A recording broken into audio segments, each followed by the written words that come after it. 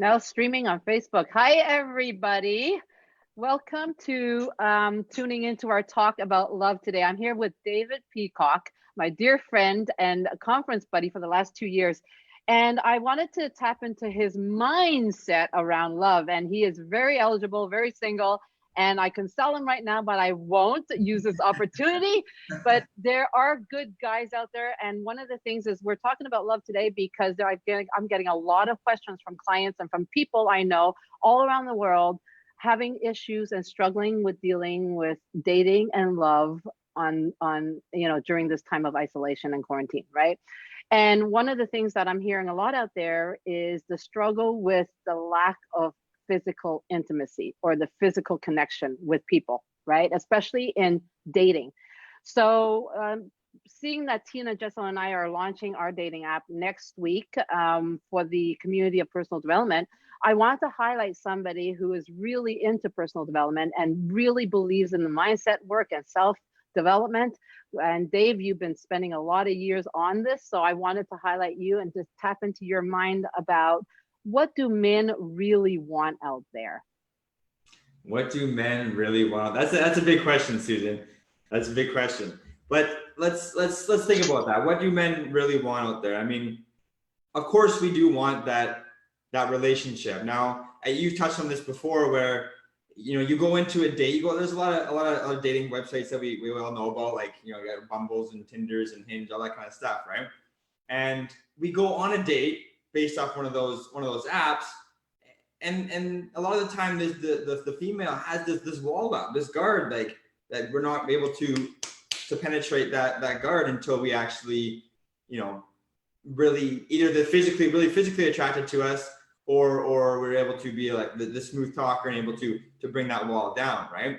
So I guess in that question is just be you, right? Just be you. That's what every man wants is for you to be you. And that goes for us as well. We need to be us. Because Susan and I were actually talking about this before we hopped on here. And for myself, I'll just say for myself, okay? And I know this is a lot of guys out there too, is when we really truly do like someone, right? We're like, oh man, this would be a good one. We're not ourselves, right? We truly like someone and we got to put all these masks on. Like, oh, what does she think? Or what do I think she's going to think of me if this or that and this? It's like, well, no, just be you. And if it's not meant to be there, then it's not meant to be, right? You can only be you, right? So the fact that we're trying to put on masks, and I know I've done this a number of times, where I try to be someone I'm not, right? And then look, if we think about the original point of attraction, right? She's attracted to you in the first place. So all of a sudden you're going to change who you are. That's going to distance you from that original point of attraction. So then you end up you don't get a relationship out of it, or whatever happens in dating, or maybe you start dating for a little while and you change who you are, then it's not going to work, right? Because you're So not being you. do you think that if, let's say, for example, the girl walks into the date, let's say if I walk into a date without that armor, right? Without that guardedness, which all humans have anyways, right? To a certain extent. But let's say we don't have that guard. Do you think that your guard would be less? Yes.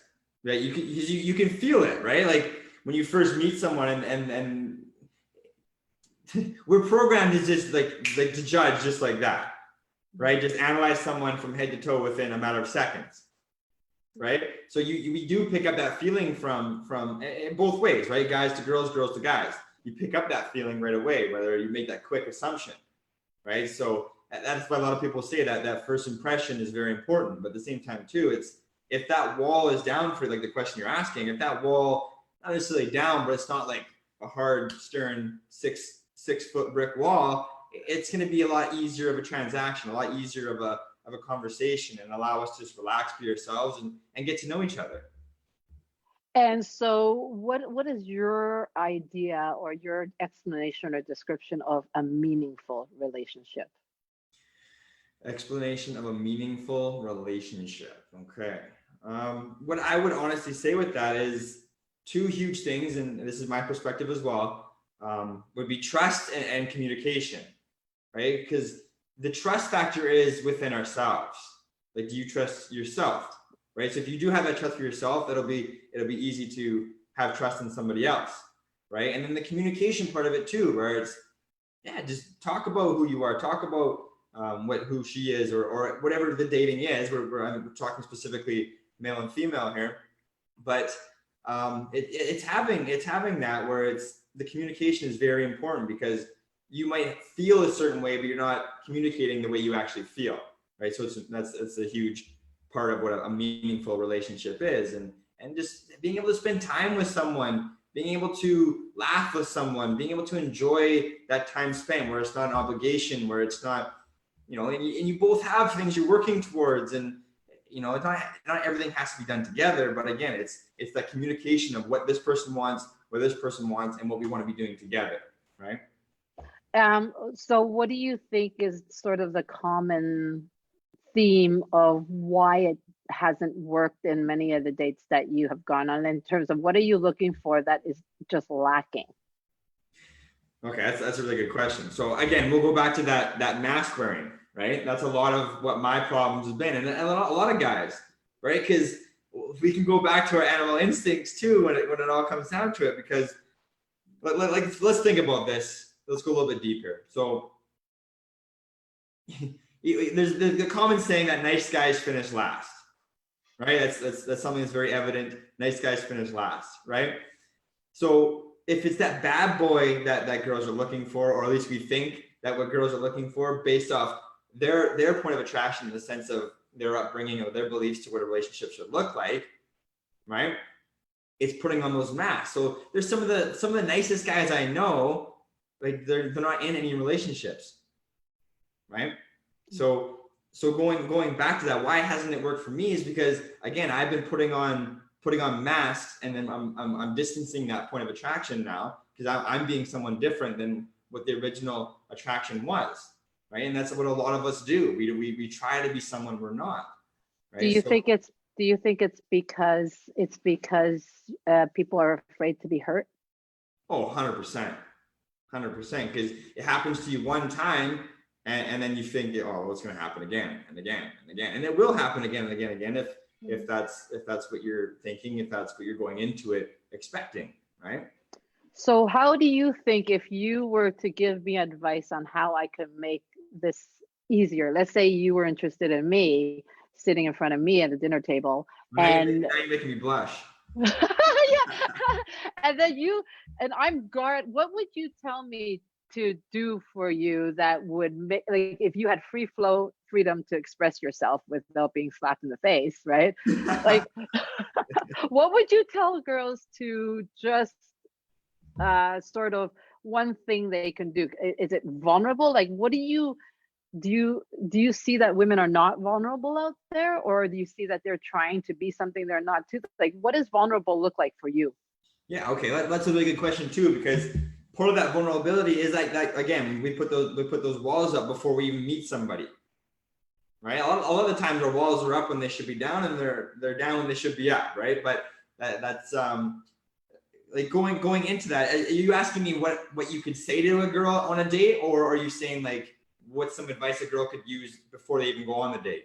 Yeah, what all girls out there, what one thing that they can do to just relax and just free flow into it?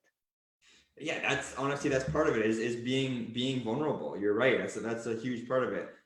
If you can be vulnerable, that allows the man, or again, whatever the relationship is, the date is on, it allows that other person to be vulnerable, and being you allows the other person to be themselves, right? So that's honestly, just go into the day allowing yourself to be vulnerable, because there's power in vulnerability, right? So allow yourself to be vulnerable, drop all the preconceived notions, leave your ego at the door, and just go in with the intent of having fun and enjoying the process, right? Because it's going to make it that much more fun and easy. So that's interesting, because what you had just said prior to this point was there's a belief out there that nice guys finish last, right? Well, if for girls, you know what the belief is for the girls? What's that? There are no good guys out there that are available. Isn't that the most ridiculous thing? You think that we have just found the problem. So there's a problem. Let's create a solution, and then we'll have an opportunity. Literally, do you know how many women your age that I talk to, especially in Toronto, that honestly they say, well, there are just no good guys that are available. The good guys are taken. I don't know how many times I've heard that. And here you just said, nice guys finish last. Well, because that's the feeling from the male and the feeling from the female. There's no nice guys out there. All guys dicks. All guys cheat on me because they're attracted to that. Because if we go really far back into, again, animalistic instinct, like just let's just think. Let's just do straight facts. Let's just think of how it's been through society as we move along in evolution, right? Going from, I mean, women really having no power in a sense, right? Like I'm not trying to be mean or rude or anything. This is just the way it was, right? Women really having no power in the sense of men trying to control everything, and all the cooking and cleaning is all women's job and all that kind of stuff, right? And then a lot of men cheating on women in the past, and that's a belief that a lot of women are going to hold on to, whether they've been cheated on or not. Maybe their mom or their grandma or their great grandmother had an experience like that, or when it comes to abuse or whatever, you're holding on to these beliefs as we grow up. So of course you're going to keep attracting the same men. And on the exact same side for the men, we've grown up with a belief that we got to be the provider of the family, only women clean and cook, and all that kind of idea, right? So these are deep beliefs that we've all held on to our whole life, right? So all of a sudden we got to change that, because women are very powerful. You guys have the most important role to keep our evolution going, right? You create human lives, right? And intuitively as well, you guys are very intuitive. I'd say on average, women are a hell of a lot more intuitive than men. But again, all these beliefs we've held on to coming to this dating world today, it's, again, drop those beliefs. Not every guy is bad. Not every guy is going to cheat on you. Not every guy is whatever. But if you're going into the date with that belief, guess what's going to happen? Even if that guy isn't a cheater, he's never cheated on anyone before, you going into it with that belief, and you keep thinking about that and repeating that to yourself and telling him, if you ever cheated on me, guess what's going to happen, right? So that's true. Girls do say a lot of girls do say that. Not everyone, but yeah, for sure. One of the things that girls fear the most is being betrayed. Yeah. But then we can't assume that the men don't have that same fear too. It's just that the emotions are not probably there as much. But I really appreciate those comments, because it's really, really important. If you do have the belief, and this is, me personally, I do have the belief in tradition. I do believe that I want to be the one that does the laundry and the cooking and all that kind of stuff. I love doing that. I don't have time now. I don't do it. Kevin does it, but but I love it. I love being the one who is, sort of secondary and being taken care of. But at the same time, I have to be taken care of now because I'm working. But so it's okay to have the beliefs as long as your beliefs match, right? So if you're so if you're the type of guy that wants to take care of a girl, and I know that's who you are, right? You want to take care of a girl. You want the girl that likes to be taken care of and not compete with you either. So you see, so the girl has to be traditional as well. So you see, there's nothing wrong with our beliefs as long as we hold it and own it. Mm-hmm. And you're going to attract the right type of girl that fits your belief. So rather than us changing our beliefs for one another, we hold our belief and attract the person that matches us. So, so for you, you're going to go now into the world while you're in quarantine, knowing that nice guys always finish first. Hey, the world's changing, right? So we gotta change the mindset. We gotta change the way we think. So Susan, let me ask you then: what do you think the solution is for both parties, right? Because we're specifically talking about men and women, right? For both parties to be able to match that way. What do you think? What do you think the solution is for that? Because we talked about a lot of the problem we have and ways of coming around it. What's your opinion on the solution around that? Yeah, well, there are two very basic ones that have to be understood. The very basic ones. Number one, be very aware of the beliefs that you have and your mind and your thoughts around love before you even walk into dating, right? Because whatever you're believing is being carried into the situation, right? And I think a lot of people don't think about their thoughts enough, right? So let's say, for example, if I'm going to go into a date, and in my mind, it's like, I've never even seen a healthy relationship, because even if my parents have never had a healthy relationship, just know that you might be walking in with that belief, and to not judge yourself by it, just be aware of it. Yeah. And then you know what you need to change. You see, so empowerment is all about understanding and being very aware of yourself so that you can change what doesn't fit where you want to go, right? That's number one prerequisite, right? Just be aware without judgment, right? And number two, be very clear on what you want. Very important. Not what you don't want. Be very clear on what you want, and start like that. And I mean, I work with a lot of clients to help them define that, but just start with that. It'll make a huge shift in your life going forward in the world of dating, even in the world of life, right? It's like, know what you want. You know, how many times have you and I had these conversations around, are how clear are you on what you want?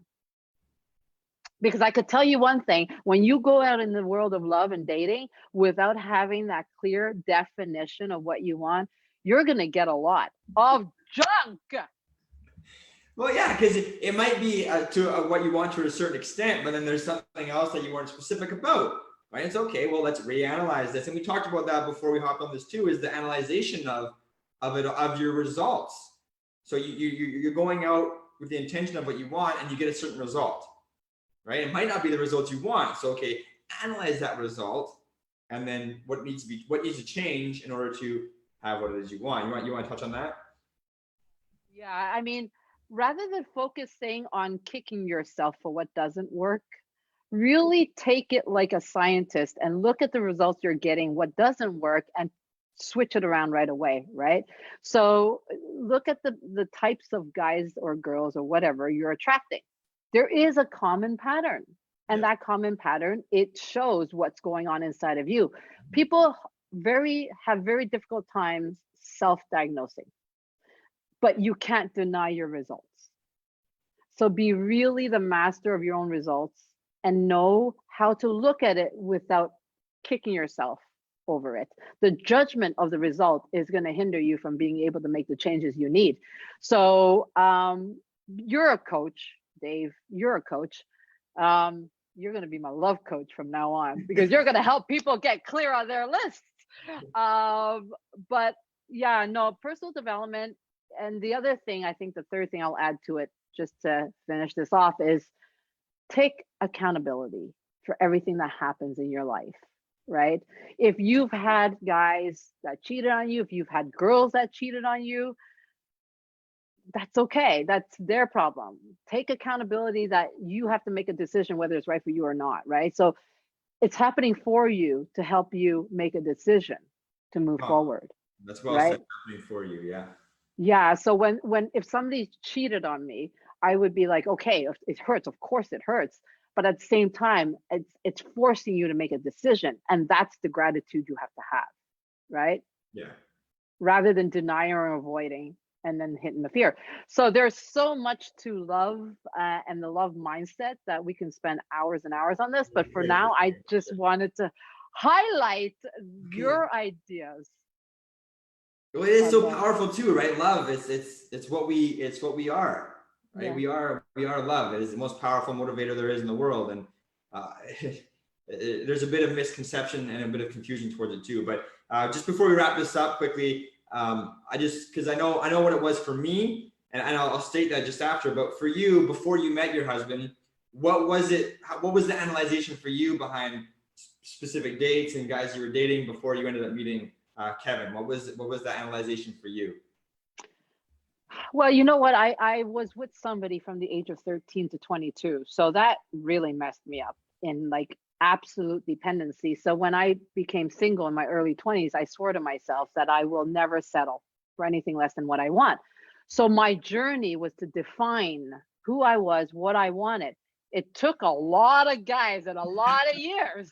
And I do believe 10 years and just Sex in the City in Hong Kong and Singapore. That's what did it for me. But that was my journey, to allow myself to experience every single experience with a man, and not to hold on to it if it didn't work, and take from it what worked for me and understand why it didn't, right?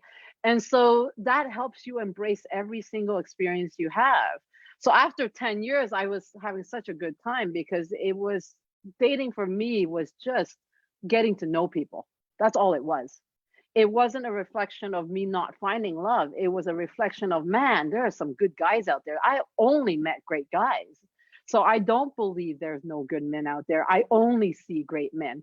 I met you. You're a great guy. I could literally sell your butt right now. But, like, seriously, like, there are so many good guys out there, right? And I have to agree with you. And vice versa. There's a lot of good women out there as well. Yeah, right? Of course. Exactly. So really change that mindset. If you want a good guy, don't go into it thinking, oh my gosh, I'm just going to be disappointed again. Switch that right away. And if I could go through 10 years never really meeting anybody bad, it's just that they weren't the one for me, because I made a list. I had my list. Yes. And so by the time I met Kevin, it was the moment I said to myself, I was 32. I said, you know what? If I'm going to be single for the rest of my life and still dating like this at 50, so be it. I have a great life, right? 2 weeks later, literally, I met Kevin. That was the end of my happy single life. But be careful what you're happy with. But be grateful for everything in your life right now, for every experience, right? Because every experience is a clue on what to do properly. Yeah, exactly. That's the growth. That's what, yeah, for sure. So embrace the experience, embrace the dating, embrace the whole connection with another human being. It's not about finding the one. It's about the experience that you go through as you get to the one, right? Yes. Okay. No, that's a great answer. I like that. Because I'll just quickly touch before we wrap this up.